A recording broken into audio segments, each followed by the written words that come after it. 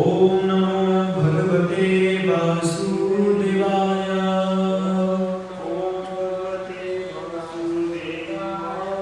ओम नमो भगवते वासुदेवाय।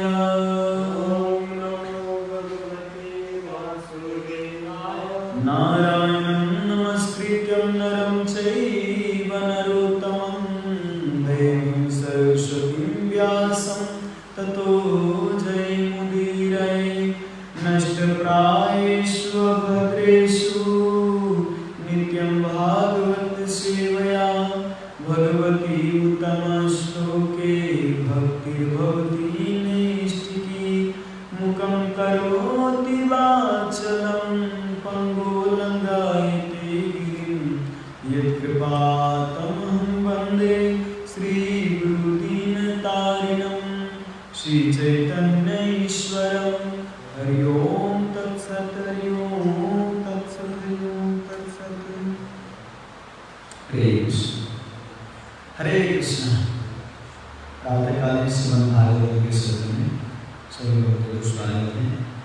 तो आज विशेष का प्रसंग है। आज एक विशेष प्रसंग वास्तव में श्रीमद् भगवान जी उद्धव जी को ज्ञान दे रहे हैं, श्रीमद् भागवत की कथा सुना रहे हैं। अभी पिछले श्लोक में हमने पढ़ा था, पूरा मया वृत्ता माया जनाभि पत्नी विषन्नाय नमः विसर्गे। मतलब जो पिछले श्लोक है हमने विचारण किया था कि उसमें उद्धव जी को बता रहे हैं कि मैंने पूर्व कल्प में सृष्टि के प्रारंभ में मैंने ब्रह्मा जी को ये श्रीमद् भागवतम का ज्ञान दिया था, और वही ज्ञान वही ज्ञान मैं तुमको अब देने वाला हूँ। तो कई लोग प्रश्न कर सकते हैं कि सृष्टि के प्रारंभ में ब्रह्मा जी को जो ज्ञान दिए वही ज्ञान उद्धव जी को दे रहे हैं। मतलब और जिस समय ये ज्ञान दे रहे हैं उस समय भगवान का उम्र 125 वर्ष है, और सृष्टि के प्रारंभ में मतलब कैसे 125 वर्ष हो सकता है। तो भगवान ऐसा भक्त लोगों को समझना चाहिए कि भगवान कोई सामान्य मनुष्य नहीं। भगवान सामान्य मनुष्य जैसे लीला करते हैं, परंतु भगवान बार बार जब धन की ग्लानि होती तब प्रकट होते हैं, और भक्तों को आनंद देने के लिए और दुष्टों को विनाश करने के लिए भगवान संसार में प्रकट होते हैं। भगवान कहते हैं कि यत् सूर्यो भागवतम बदलती, मैंने जो ज्ञान दिया था उसे मुनि लोग, ऋषि लोग उसको श्रीमद् भागवतम के नाम से जानते हैं। उद्धव जी बहुत अच्छा है।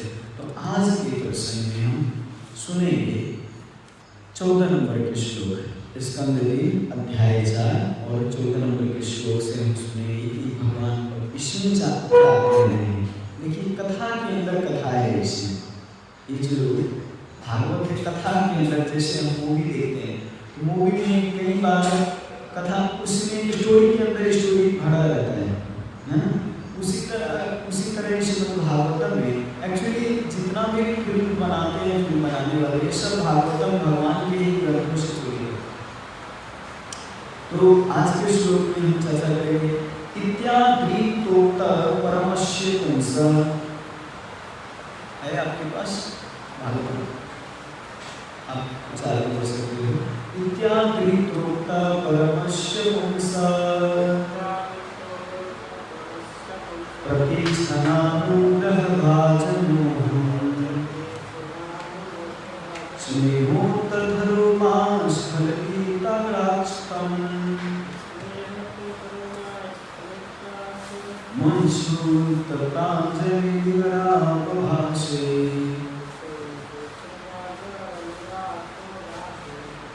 तो शब्दार्थ अनुवाद आप करेंगे इसी भक्तिवेदांत गोस्वामी श्री प्रभुपाद की जय। 14 नंबर के श्लोक में श्री प्रभुपाद जी तात्पर्य नहीं है, 15 नंबर के श्लोक में पढ़िए, पहले इसका अनुवाद पढ़ लेते हैं। हे उद्धव, हे विदुर, उद्धव ने कहा हे विदुर, जब मैंने पूर्ण पुरुषोत्तम भगवान द्वारा इस प्रकार से प्रतिक्षण कृपा भाजन बना हुआ था तो उनके द्वारा अतीब स्नेह पूर्वक संबोधित किया जा रहा था। तो मेरी वाणी रूप रुक कर आंसुओं के रूप में बह निकली। मेरे शरीर के रोम खड़े हुए और अपने आंसू पोंछकर दोनों हाथ जोड़कर मैं इस प्रकार बोला। अब देखिए इस श्लोक में उद्धव जी विदुर जी को बता रहे हैं कि हे विदुर, जब मैं भगवान के पास गया तो भगवान जब बोले कि मैं तुमको श्रीमद् भागवतम कथा सुना रहा हूँ, तो एक ऐसा नहीं कि भागवतम बोले कि मैं भागवतम सुना रहा हूँ तो भागवतम सुनाने लग डायरेक्ट। कुछ जब भागवत कथा कोई करता है तो उसके सामने वाले जिज्ञासु व्यक्ति अगर ना हो तो कहने वाला व्यक्ति क्या होता है, मतलब वो समझेगा कि नहीं समझेगा, कैसे बताए। श्रीमद् भागवत जैसे मैंने आपको बोला कि मैं श्रीमद् भागवतम आपको सुनाने जा रहा हूँ, तो श्रीमद् भागवतम में आप क्या सुनाने जा रहे हैं? भागवतम तो सबको पता नहीं है ना। जैसे मैं बोलूँगा आपको मैं भगवत गीता सुनाने जा रहा हूँ, तो आपको कैसे पता चलेगा भगवत गीता में क्या सुनाने जा रहे हैं? भगवत गीता में तो बहुत सारे प्रसंग हैं, कर्मयोग है, ज्ञान योग है, ध्यान योग है, भक्ति योग है, सब योग के बारे में है। तो क्या सुनाने जा रहे हैं इसमें तो चर्चा है। इसे भगवान तो बोल दिए कि मैं श्रीमद् भागवतम सुनाने जा रहा हूँ, पर उद्धव जी का अब रिस्पॉन्स क्या है? तो जब ही बोले कि मैं भागवतम सुनाने जा रहा हूँ तभी उद्धव जी के आंखों से आंसू छलक उठे, आंखों से आंसू बहने लगे उद्धव जी के। तब भगवान वहाँ पे उनकी देख रहे हैं कि उनकी बाप कितना प्रबल प्रेम है भागवत के ऊपर। कभी कभी क्या होता है, हम बोल नहीं पाते, आंसुओं के द्वारा बताते हैं कि वास्तव में मैं किस पीड़ा में हूँ। प्रभु जी जैसे बताए कि जैसे कई घटना होती है कि बोल के बता ही नहीं सकते, क्योंकि ऐसे दुख पीड़ा से ग्रसित रहते हैं। लेकिन यहाँ पे उद्धव जी दुख पीड़ा से ग्रसित नहीं, यहाँ पे उद्धव जी के अंदर प्रसन्नता है। जैसे माँ कभी कभी बेटे का जब जॉब लगता है, नौकरी सालों साल पढ़ा के, और जब बेटा का जॉब लगता है, कोई नौकरी मिलता है, सफलता प्राप्त करता है, तो उनकी माँ प्रेम में रोने लग जाती है कि इतने सालों बाद मेरे पुत्र को जॉब मिला। तो रिस्पॉन्सिबिलिटी खुशी के आंसू, तो रोने लग जाती है, बोल नहीं पाती कि मेरे पुत्र, जैसे कोई IAS बन गया है, कोई SSB बन गया है, तो पिता माता खुशी हो जाती है। तो आंसू दो प्रकार के होते हैं, आंसू दो प्रकार के होते हैं, एक होता है खुशी के आंसू और दूसरा होता है दुखी के आंसू। दुख के आंसू जो होता है, शास्त्र में बताया गया है, जो दुख से आपको ग्रसित पीड़ा से जो आंसू निकलता है, उस आंसू को बताया जाता है कि गर्म होता है। जब आंसू निकले तो आप उसको छू के देखो, उस आंसू को, वो गर्म होगा। गर्म अगर आंसू निकल रहा है तो समझो कि आपके अंदर पीड़ा बहुत है, पीड़ा से निकला हुआ आंसू। जब आंसू ठंडा निकले, जब ठंडा ठंडा आंसू निकलता है तो खुशी के आंसू होते हैं। आप कभी कभी अनुभव कर सकते हो, जब खुशी के आंसू अंदर से निकलता है ना, तो आप टच करके आप देखो एकदम ठंडा ठंडा एकदम रहता है। लेकिन जब दुखी के आप तब गरम गरम, मैं बच्चा में रोता था तो याद है जब पूरा माँ पीटती थी, तो जब आंसू निकलता था तो पूरा गरम गरम आंसू निकलता था, क्योंकि गुस्सा से और वो अंदर दुख से भरा हुआ है। लेकिन कभी कभी खुशी के भी आंसू निकलते हैं, कभी कभी माँ की याद आ गई या माँ मिलने आते हैं तो उनके याद में भी कभी कभी आंसू निकलता है, तो वो आंसू किसी के आंसू होता है। कभी कभी भगवान के स्मरण आता है कि बाप रे, संसार में सबको दुख भोगना है, भगवान ही एकमात्र उपाय है। पुनरपि जननम पुनरपि मरणम पुनरपि जननी जठरे शयनम, यह संसारे बहुत विस्तारे कृपया पारे पारे मुरारी। संसार से पुनरपि जननम के चक्र से केवल मुरारी ही पार पा सकते हैं, मुरारी ही पार लगा सकते हैं, और कोई नहीं। सच में जैसे आपको जब एक निर्धन व्यक्ति जो होता है, निर्धन व्यक्ति क्या सोचता है कि नहीं, मैं बहुत बड़ा दुखी व्यक्ति हूँ, मेरे से सब सुखी है, मैं निर्धन हूँ इसीलिए मैं सबसे बड़ा दुखी हूँ।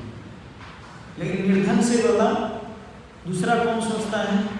निर्धन से जो धनवान होता है। एक भजन है ना इंडिया में, आप सुने होंगे ज्यादातर, निर्धन कहे धनवान सुखी, धनवान कहे सुख राजा को भाई, राजा कहे चक्रवर्ती सुखी, चक्रवर्ती कहे सुख इंद्र को भाई, इंद्र कहे श्री राम सुखी, श्री राम कहे सुख संत को भारी, संत कहे संतोष में सुखी, संतोष बिना सब जीव दुखारी। निर्धन व्यक्ति से पूछने गए व्यक्ति कि आप सुखी हो क्योंकि आपके पास धन नहीं है, कुछ भी है नहीं, तो आपको टेंशन नहीं होता होगा कि कोई लूट के ले जाए या कुछ हो जाए, तो टेंशन ही नहीं, कुछ धनी है तो आप सुखी व्यक्ति हो। निर्धन कहता है नहीं, निर्धन का पीड़ा कौन जाने, वो तो केवल निर्धन ही जानता है, जो गरीब व्यक्ति है वही जानता है गरीब का पीड़ा क्या होता है। मैं भी सुखी नहीं, मैं बहुत बड़ा दुखी व्यक्ति हूँ संसार में। तब कहते कौन सुखी है? तो निर्धन कहे धनवान सुखी। धनवान व्यक्ति से पूछने गए तो धनवान व्यक्ति से जो पूछने गए तो कहते हैं कि धनवान कहते मैं नहीं सुखी हूँ। क्यों? क्योंकि मेरे पास धन जथा इतना संपत्ति है कि लगता है कि कब ये कहीं डूब न जाए, है ना, कभी मेरा पुत्र न कहीं इसको उड़ा दे, फालतू चीज में न खर्चा कर दे, लॉस ना हो जाए बिजनेस। तो मतलब हर चीज के टेंशन बना रहता है, इसीलिए मैं भी सुखी नहीं हूँ। धनवान कहे सुख राजा को भारी। कहते धनवान व्यक्ति कहते राजा व्यक्ति बहुत सुखी होगा। क्यों? राजा तो हर समय क्या करता है? ऑर्डर देते हैं, उनके पास संपत्ति होता है, जो इच्छा किया वो तुरंत आ जाता है, तो राजा सुखी होंगे। तो राजा व्यक्ति से पूछने गए तो राजा कहते हैं अरे भैया मैं भी सुखी नहीं हूँ। क्यों? राजा कहे चक्रवर्ती सुखी। राजा कहते मैं भी सुखी नहीं हूँ क्योंकि चक्रवर्ती जो होता है वो पूरे संसार में राज्य करता है। राजा तो एक देश से का राज करता है, लेकिन जो चक्रवर्ती होता है पूरे देश में राज करता है। तो राजा कहे चक्रवर्ती सुखी। चक्रवर्ती से पूछने गए तो चक्रवर्ती कहते मैं भी सुखी नहीं हूँ भाई, मेरे से ज्यादा सुखी तो इंद्र है, क्योंकि चक्रवर्ती का भी एक टेंशन होता है कि प्रजा का अच्छा से पालन नहीं हो रहा है, मैं अच्छा से प्रजा का पालन नहीं कर पा रहा हूँ। प्रजा कहीं कहते यहाँ पे विकास नहीं हुआ तो वो कहते वहाँ पे विकास नहीं हुआ तो वहाँ, मतलब चारों ओर से उनको कंप्लेन आता है। तो कहते मैं भी सुखी नहीं हूँ। चक्रवर्ती कहे सुख इंद्र को भाई। इंद्र भगवान से जब पूछने गए तो इंद्र कहते हैं मैं भी सुखी नहीं हूँ। कभी कभी पानी बरसाता हूँ तो कहीं गालियाँ देते हैं, कहते हैं अरे पानी की आवश्यकता नहीं तो पानी क्यों ऊपर आते हैं, क्यों बरसा दिए, है ना। तो कहीं गाली खाता हूँ तो कहीं ग्लोरीफाई भी होता है, कोई एकदम नाम भी जपते हैं, नाम भी लेता है मेरा कि इंद्र जी की कृपा से मेरा ये अन्न संपत्ति उपजा पाए, लेकिन कहीं कहीं गाली भी देता है तो मैं भी सुखी नहीं। इंद्र कहे श्री राम सुखी। भगवान प्रभु श्री राम सुखी है। वैसे तो भगवान हर समय सच्चिदानंद में होते, आनंद में होते, उनको इस संसार के सुख से सुखी नहीं मिल सकते। अगर अंधकार कहे कि मैं सूर्य से मिलूं तो कभी नहीं मिल सकता, सुख कहे कि मैं दुख से मिलूं तो ये कभी नहीं मिल सकता। जब भी अंधकार सूर्य के पास जाएगा तो क्या होगा? वहां पर तुरंत प्रकाश छा जाएगा ना, चाहे कितना हजारों साल से क्यों ना वो अंधकार छाया हो किसी घर में, लेकिन जब भी सूर्य का प्रकाश वहां पे आएगा तभी अंधकार तुरंत दूर हो जाएगा, होगा कि नहीं? तुरंत अंधकार चला जाएगा सूर्य के प्रकाश आते ही। वैसे ही जहां पर भी सुख आनंद जाता है वहां पे दुख तुरंत अपने आप चला जाता है, आपको भगाने की जरूरत है। तो इसे भगवान सच्चिदानंद में है, उनको कोई दुख दे ही नहीं सकता, लेकिन भगवान फिर भी शिक्षा दे रहे हैं प्रभु श्री राम एक मनुष्य की लीला में, कि मनुष्य की लीला में कह रहे हैं कि मैं भी सुखी नहीं हूँ, मेरे से ज्यादा तो सुखी कौन है? राम कहे संत सुखी, संत मेरे से ज्यादा मेरे संत सुखी है। तो जब संत से पूछने गए, संत कहे संतोष में सुखी, संतोष बिना सब जीव दुखारे। संत कह रहे हैं कि मैं भी सुखी नहीं हूँ। कौन है? जो संतोषी व्यक्ति है वो सुखी है, चाहे वो गृहस्थ हो, वानप्रस्थ हो, चाहे सन्यासी हो, चाहे ब्रह्मचारी हो, जो जहां पर है वहां पर संतोष में रह रहा है कि मेरे को जो भी भगवान दिए हैं यही हमारे लिए काफी है, इससे ज्यादा हमको कुछ नहीं। संतोष, संतोष परम सुखम सुंदरम। कबीरदास जी एक प्रार्थना करते हैं, साईं इतना दीजिए जामे कुटुंब समाए, मैं भी भूखा ना रहूं, साधु भी भूखा न जाए। संपत्ति कितना मानते हैं? साईं, साईं मतलब ये साईं भगवान को नहीं कह रहे, ये साईं जो अभी बहुत प्रचलित है भगवान करता है वैसा वो साईं नहीं है। साईं मतलब भगवान श्री राम प्रभु को कह रहे हैं, भगवान को बता रहे हैं। साईं का अर्थ होता है ईश्वर। तो कह रहे साईं इतना दीजिए जामे कुटुंब समाए, मेरे को इतना ही दीजिए प्रभु जितना मेरे घर में मेरा कुटुंब, मेरा संबंधी आए उसमें सब सुख संपन्न से रह सके, और मैं भी कभी भूखा ना रहूं, और कोई मेरे साधु संत मेरे घर आए तो वो भी भूखा ना जाए। इतना ही संपत्ति चाहिए। अगर कोई मेरे घर आए तो उनको भी मैं भूखा ना भेजूं, कुछ न कुछ खिला के उनको भेजूं, कुछ न कुछ दक्षिणा दे के भेजूं, बस इतना चाहिए। लेकिन आजकल क्या लगे हुए हो, मतलब धन संपत्ति इतना ही चाहिए जितना सब्जी में नमक हो। सब्जी में नमक ज़्यादा हो गया तो भी खा नहीं सकते, और कम हो गया तो भी नहीं खा सकते। तो धन संपत्ति इतना ही चाहिए। लेकिन आजकल होड़ में लगे हैं, होड़ में समाज के होड़ में लगे, अरे उतना बढ़ गया मैं भी उससे ज़्यादा कमाऊंगा। मतलब मनुष्य जीवन का लक्ष्य क्या है? तो ऑफिस में जाना, कमा के घर आना, फिर बाल बच्चे का पालन करना, संबंधी को पालन करना, बस यही चक्र लगा हुआ है। कमाते किस लिए? खाने के लिए। खाते किस लिए? कमाने के लिए। कमाते किस लिए? खाने के लिए। ओह, इसी चक्र में चल रहा है बस, और कोई उद्देश्य बता नहीं। तो इस संसार में सुखी कोई नहीं है। तो ये उद्धव जी जो प्रश्न करें भगवान से, तो भगवान यहाँ पे श्रीमद् भागवतम के ज्ञान दे रहे, और भागवतम जब सुनाने की बात आई तो उद्धव जी के आंखों से आंसू छलक उठा। क्यों? उद्धव जी को बोले थे भगवान कि तुम जाओ बद्रिका आश्रम, वहां पे तपस्या करो और वहां की बात तब प्रचार करना है। फिर भी उद्धव जी फिर भी मिलने आ गए भगवान से। क्यों? जैसे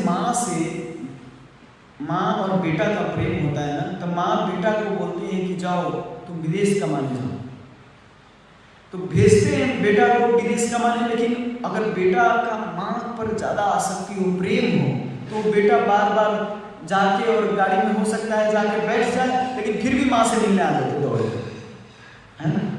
प्रेम के कारण प्रेम छलकता है कि माँ से मैं दूर जा रहा हूँ, कैसे जाऊँ। तो वैसे ही यहाँ पे उद्धव जी को बद्रिका आश्रम भेज रहे हैं, फिर भी लौट के और यहाँ पे आ गए हैं, और आंखों से आंसू छलक उठा है।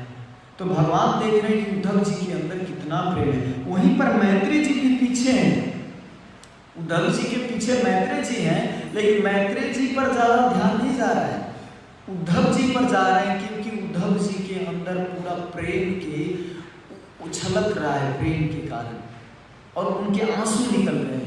तो इसीलिए उद्धव जी को ही भगवान दिख रहे हैं यहाँ पर इस श्लोक। जब हम मंदिर में दर्शन करने जाते हैं तो भगवान हमको देखते हैं, इसीलिए ज़्यादातर दर्शन करने जाना चाहिए तो बगल में, उधर साइड में, पीछे ज़्यादा भगवान के सामने रहने का प्रयास करना चाहिए। हो सकता है भगवान को हम दर्शन करें या न करें, भगवान हमारा अवश्य करते हैं, भगवान हमको अवश्य देखते हैं, और जब देखते हैं तो सेवा भाव, प्रेम उत्पन्न होता है भगवान। लेकिन भगवान के आगे रहेंगे तब ना, अगर साइड में रहना, पीछे रहना, तो उससे अच्छा तो बाहर ही रहना अच्छा। भगवान इसीलिए आप जाते हो वृंदावन में तो ज़्यादातर सन्यासी लोग देखते हैं ना, भगवान के कृष्ण बलराम के आगे, गौर निताई के आगे, श्याम सुंदर के आगे पूरा रहते हैं एकदम दर्शन करें, और भगवान को निरखते रहते हैं। सूरदास जी जब आए थे बांके बिहारी के दर्शन करने, तो बहुत वहाँ के जितने भी नए नए ब्राह्मण लोग थे वो सूरदास जी को बोले, अरे आप तो अंधे हो कि क्या दर्शन करने आए? आपका तो दोनों, सूरदास मतलब ये अधिकार है, पद है। सूरदास मतलब सूर जिनका आँख ना हो, सूरा उसको कहते सूर। तो सूरदास जी को बहुत सब हंसे कि आपका आँख नहीं, आप तो क्या ढोंग करने के लिए आते हैं ऐसे मंदिर, रोज आते थे। तो सूरदास जी कहते हैं, मूर्ख, मैं भगवान का दर्शन नहीं करने आता, मैं अंधा हूँ, भगवान थोड़ी अंधा है। मैं आता हूँ तो भगवान अवश्य हम पर दृष्टि डालेंगे और मेरा अवश्य अच्छा होगा, इसीलिए मंदिर अवश्य जाए। इसीलिए श्रील प्रभुपाद जी हर एक नज़दीक सेंटर, गांव-गांव, नगर-नगर में सेंटर स्थापित किए कि आदमी को मौका मिले कम से कम मंदिर जाने का। आजकल मंदिर का हालत देखते हैं ना कैसा होता है, मंदिर कपाट बंद है, जब कोई फेस्टिवल है, जब कोई दिन है तो उस समय खोलते हैं, पान परा खा रहे हैं पुजारी, और उधर भगवान का भी कई दिनों तक ड्रेसिंग तो बात छोड़ दीजिए, उनका नहाना स्नान करना तो कई दिन हो जाता है, उनको भोग लगाना, मतलब गंदे, वहाँ पे सफाई भी नहीं होता है, जाल मकड़ा का जाल इधर उधर पड़ा है। और जहाँ पे सफाई, जहाँ पे ज़्यादा गंदगी, और गंदगी में सामान्य मनुष्य नहीं रह सकता प्रभु जी, तो भगवान कैसे रह सकते हैं? आप रहें, आपको अगर बोला जाए गंदगी में डस्टबिन के आगे बैठने के लिए, तो आप बैठें नहीं ना, तो भगवान कैसे रह सकते?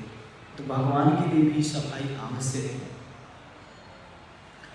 तो आगे के श्लोक में, इस श्लोक में प्रभुपाद जी तात्पर्य नहीं है, 15 नंबर श्लोक में तात्पर्य नहीं है, मैं इसको पढ़ूंगा।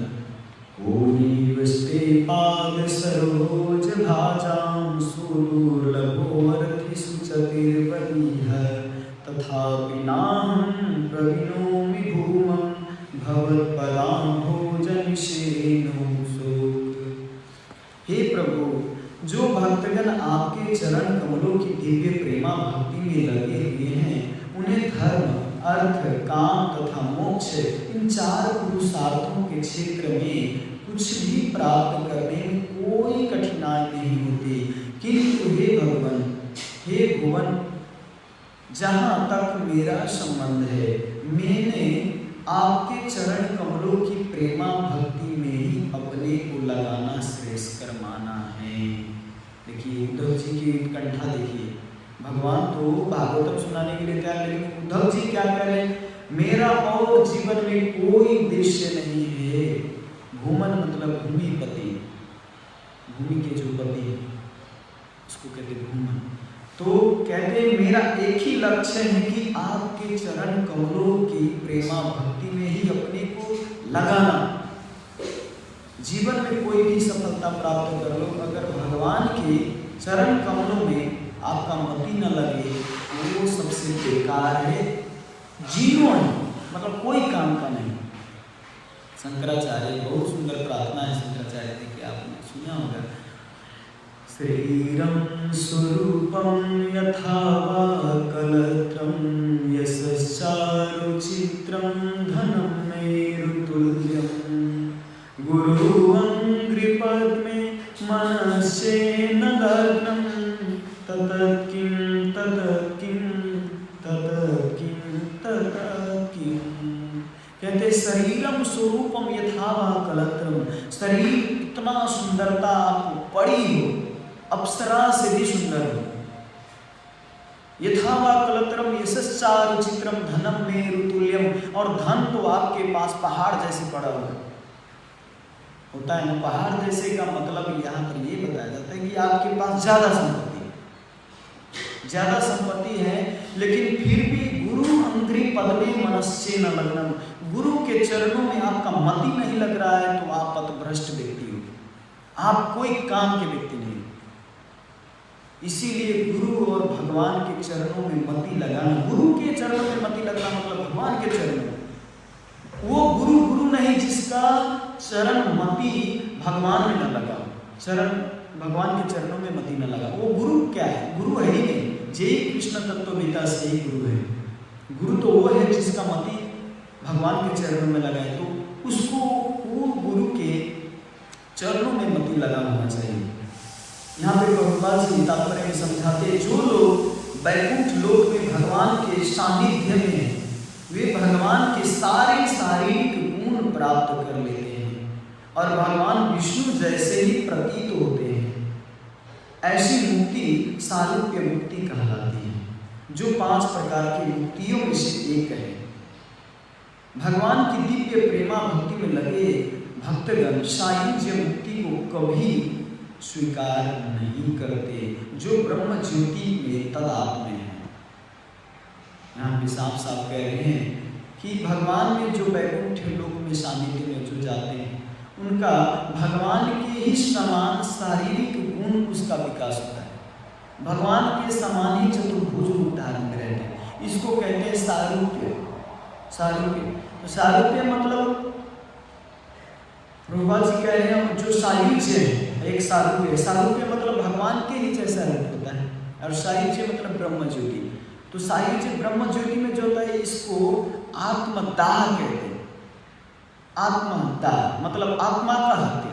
आत्मा मरते नहीं, लेकिन आप ऐसे जगह पर गए ब्रह्म ज्योति में जहां पर न भगवान का सेवा मिलेगा आपको, न आपको कुछ दर्शन करे मिलेगा, न आप कोई क्रियाकलाप कर सकते हो, कुछ भी कर ही नहीं सकते ब्रह्म ज्योति। तो इसको मतलब एकदम क्या कहते हैं, शिथिल होकर रहना पड़ेगा, कुछ नहीं कर सकते आप। तो इसको आत्मदाह है।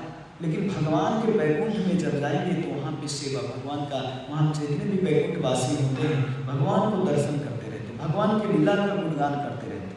वहाँ पे कोई खाली नहीं रहते। कोई कहेगा वैकुंठ में जाके क्या करें? एक बार गुरु महाराज से पूछे थे, महाराज मैं तो वैकुंठ नहीं जाना चाहता। क्यों? क्योंकि 4 यही 2 हाथ तो भारी लग रहा है। 4 अगर हाथ हो जाए तो कितना दिक्कत होगा। 4 हाथ अगर आपके पास हो जाए, मतलब 5 उंगली है, किसी की जगह 6-7 निकल जाता है, देखा हूँ मैं, 6-7 उंगली साइड से निकल जाता है, तो उसको मतलब खाने में भी दिक्कत होता है। अब मानिए आपके पास 4 हाथ है और उंगली भी ज़्यादा है, तो आपको थोड़ा दिक्कत लगेगी सामान्य मनुष्य की।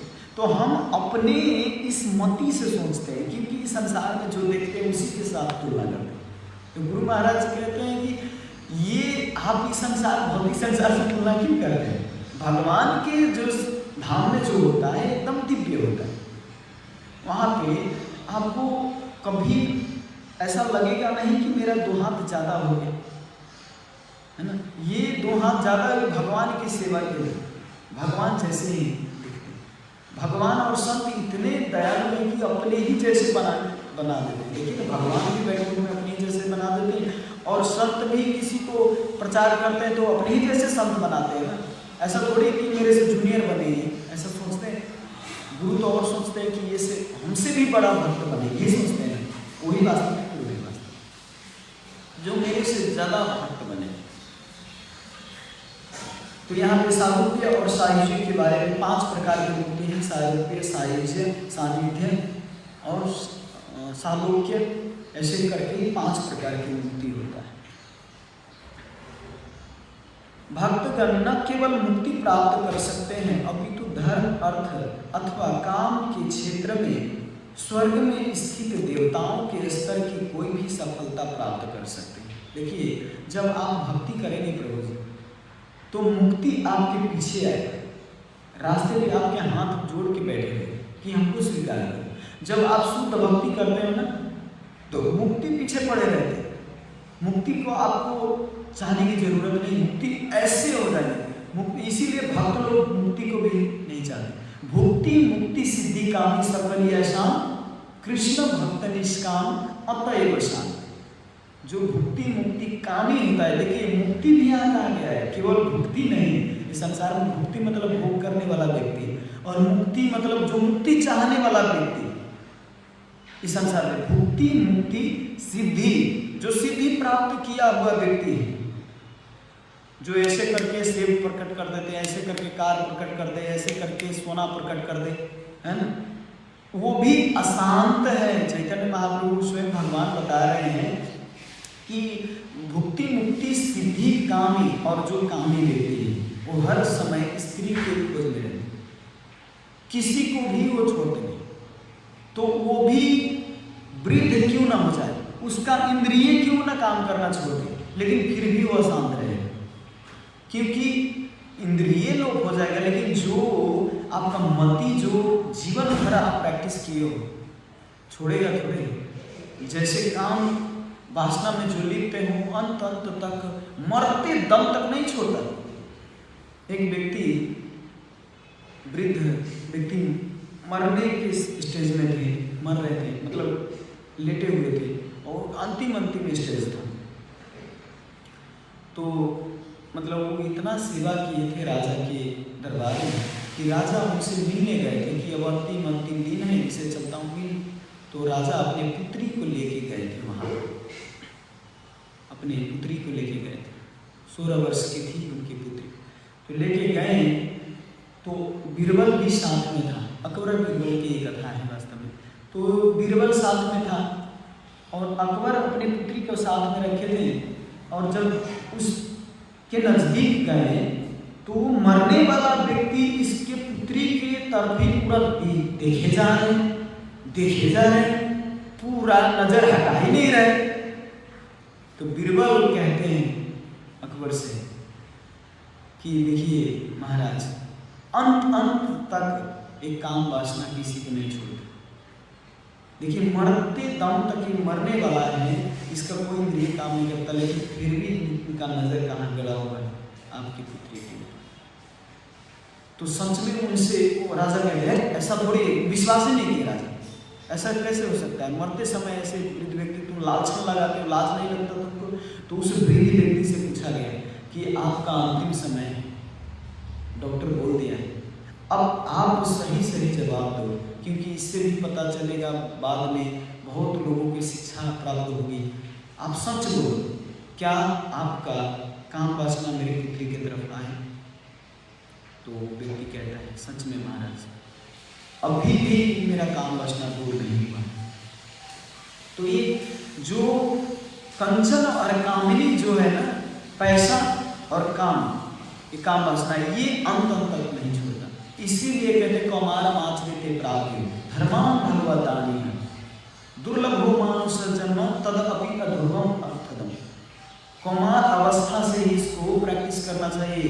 बहुत दुर्लभ है मनुष्य जीवन, लेकिन इसको तो केवल कथा के रूप में इस कान से श्रवण किया, हाँ ठीक है श्रवण किया, ऐसा तो पहले से सुनते आ रहे हैं, लेकिन जीवन में लागू करना बड़ा मुश्किल है। इसको सच में बड़ी सीरियस है। माया का जाल ऐसे पड़ा हुआ है कि पश्यन अपि न पश्यते, हम देख के भी, सुन के भी, जान के भी, समझ के भी उसको अनदेखा कर देते।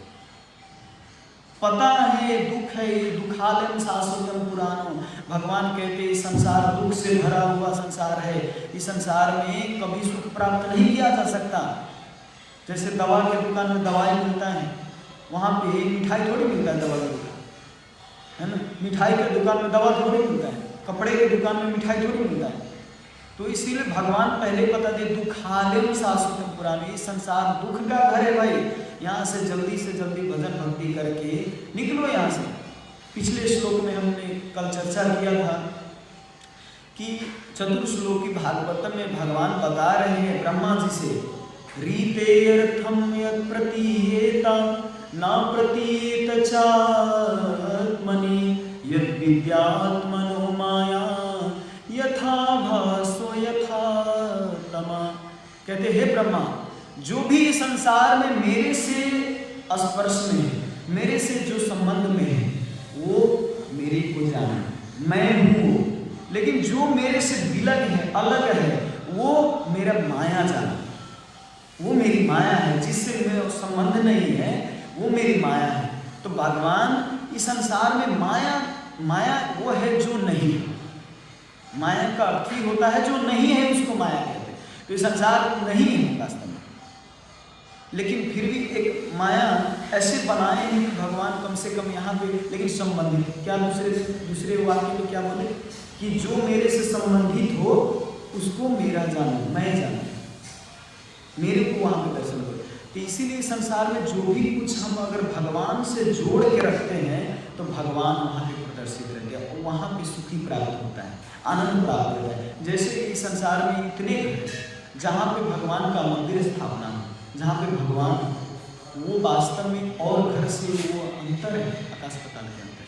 क्योंकि भगवान से जो संबंधित है वो माया नहीं है, वो साक्षात भगवान के वहाँ पे दिव्य सेवा हो रहा है, दिव्य धाम है, जहाँ पे गौर निताय, जहाँ पे राधा कृष्ण, जहाँ पे जगन्नाथ रहते, वहीं पर वो अपने धाम लेके रहते हैं। ठीक एकदम साधारण बात है। आगे के श्लोक में बताते हैं तात्पर्य में प्रभुपाद जी, शुद्ध भक्त एकमात्र भगवान की सेवा में लगा रहना चाहता है और अपने निजी लाभ पर विचार नहीं करता। जो शुद्ध भक्त है अपना निजी लाभ पर कोई विचार नहीं करता कि मैं पूजा करूँगा तो इसके बदले भगवान मेरा व्यापार बढ़ा दो, मेरे पुत्री का शादी करा दो, मेरा संतान नहीं है संतान हो जाए। ये व्यापारिक बुद्धि है। कहते हैं ना भगवान से कि आप हमको कुछ दीजिए तब मैं आपको चढ़ाऊंगा। भगवान कहते पहले कुछ प्रेम तो करो। भगवान कहते इस संसार में तुमको भेजा, सबसे व्यवहार करो, मेरे से प्रेम करो, लेकिन हम उल्टा करते हैं। इस संसार में आके हम सबसे प्रेम करने लग जाते हैं, भगवान से व्यवहार करने लग जाते हैं। आते थोड़ा मंदिर में टीका लगाते, 5 रुपये डालते हैं, हाँ मैं भी मंदिर जाता हूँ, मैं भी टीका लगाता हूँ, व्यवहार, हाँ मैं भी भक्त हूँ भाई, मैं भी तो रोज सुनता हूँ, मैं भी वो करता हूँ, मतलब। लेकिन जो भक्त होता है वो अपने आप को भक्त दिखाता ही नहीं। जो धनी व्यक्ति होगा वो कहेगा कि मेरे पास बहुत ज़्यादा संपत्ति है, मेरे पास सोना है, मेरे पास इतना संपत्ति, बैंक में इतना बैलेंस जमा है, कहेगा। लेकिन जो 20,000, 25,000, 30,000 कमाता है ना, तो सूट बूट टाई बेल्ट में एकदम है, रास्ते पर बैग लेके, महंगा वाला बैग लेके चलेगा, ब्रांडेड कपड़ा लेके चलेगा, मैं बहुत बड़ा धनी व्यक्ति हूँ, 40-50 हज़ार जो सैलरी है। लेकिन जो लाखों में करोड़ों में कमाता है वो एकदम सिंपल रहे। तो वास्तव में जो भक्त होता है, जितना ऊंचा भक्त हो उतना सिंपल रहते, उतना उनका देखेंगे तो और ज़्यादा सिंपल रहते। अब आप कभी कभी प्रश्न होता है, इस्कॉन में तो ब्रह्मचारी सन्यासी लोग तो बड़ा कार में चढ़ के आते हैं, बड़ा बड़ा मोबाइल रखते हैं, हाँ तो ये क्या है? अब देखिए इस्कॉन में जो ब्रह्मचारी और सन्यासी कार में आप देखते हैं तो उनसे जाकर पूछिए क्या उनका मोबाइल है, क्या उनका कार है। वो कोई शिष्य उनको देते हैं, महाराज प्लीज आप इतने प्रचार करते हो, आप इतने घूमते हो, प्लीज ये स्वीकार कीजिए, तो हमारी सेवा के लिए स्वीकार कर लेते हैं।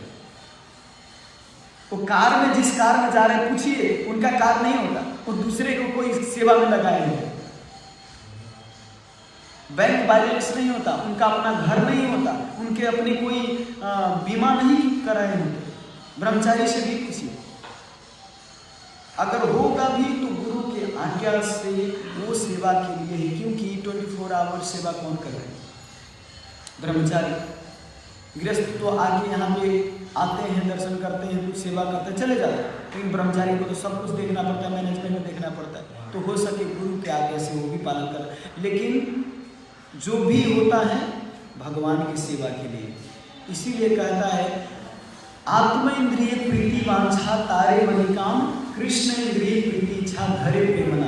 अपने इंद्रिय के लिए, आप तृप्ति के लिए जो करते हो उसको काम वासना कहते हैं। अगर भगवान के खुशी के लिए, कृष्ण इंद्रिय, कृष्ण के इंद्रिय की तृप्ति के लिए करते हो तो उसको प्रेम कहते हैं। मैं गाड़ी यूज करता हूँ, मैं मोबाइल यूज करता हूँ, लेकिन किसके लिए? भगवान के प्रचार के लिए, भगवान की सेवा के लिए, भगवान के यशोदान के लिए, भगवान की कथा सुनने के लिए। तो ये कृष्ण इंद्रिय प्रीतिच्छा धरे प्रेम नाम। अगर मैं कृष्ण के लिए कर रहा हूँ तो इसका प्रेम नाम हो जाता है। लेकिन मैं उसी को अपने इंद्रिय, दिन भर मोबाइल में वीडियो देखता हूँ, है ना, दिन भर मैं चैट करता हूँ किसी से, बैंक बैलेंस बनाता हूँ, उसमें अपना अपना इंद्रिय भोग के लिए कार्य करता हूँ, तो वो इंद्रिय तृप्ति। लेकिन भगवान के लिए तो हमारे इस्कॉन में यही, जो भी भगवान के ही तुष्टि के लिए किया जाता है। तो आज के श्लोक में प्रभुपाद जी इतना ही कहते हैं कि जो भी भक्त अपना इंद्रिय तृप्ति के लिए नहीं, भगवान के लिए चाहते हैं। भगवान कैसे प्रसन्न है, गोपी का भाव है। हम लोग वितरण करते हैं ना, पुस्तक वितरण, पुस्तक वितरण यही क्या होता है भक्त का भाव, कि कृष्ण को जाने, कृष्ण के बारे में ये कुछ जान के और भक्त बने, भगवान के शरण में आए। तो गोपी लोग का भी भाव यही है कि ज़्यादा से ज़्यादा सेवा में आए। वास्तव में पुस्तक वितरण गोपी भाव है। तो इतना कहते हुए आज के मैं श्लोक यहीं पर मैं विराम दूंगा। किसी का कोई टीका टिप्पणी प्रश्न हो तो, कोई गलती सलती हुआ हो तो माफ कीजिएगा। हरे कृष्ण। श्री प्रभुपाद की श्रीमद् भागवत महापुराण